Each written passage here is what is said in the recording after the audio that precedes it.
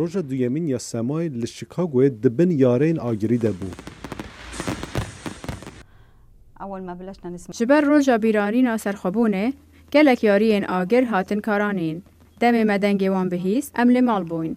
ترسک کد دل مدا من پنجر وکر و من نیشا سمایدا من گوته که جامن نترسه اوه نشره اوه یارین آگرینه ام نل سورینه. او دناف شریده لگوندک نیز دمشق دسکنیان. وی شری باندورک برچاف لسر سمای چکریه.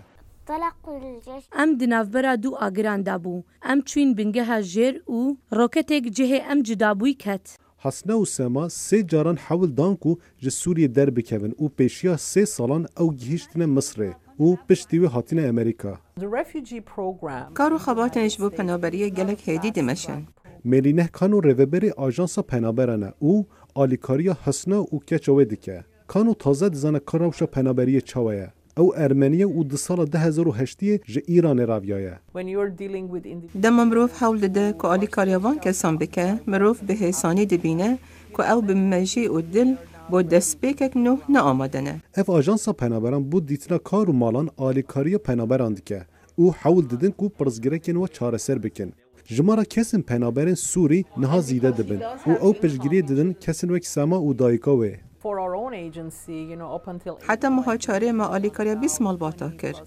نها او بوینه 6 مال باد. ملینا کانو ده بیجه جمارا و کسن پنابران یه چند مهم پیشی آمده یه ببن 105.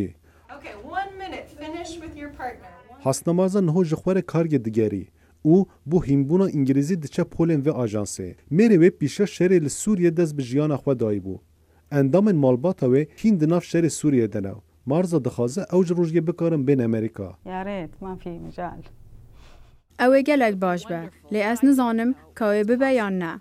گوره نتوین یگرتی نیز 5 میلیون خلکن سوری ده دست پیکا شری او حتی نها دست به جهوار خبردن او کوچبر بونه. او نیز ساده یک جوان یه بین امریکا.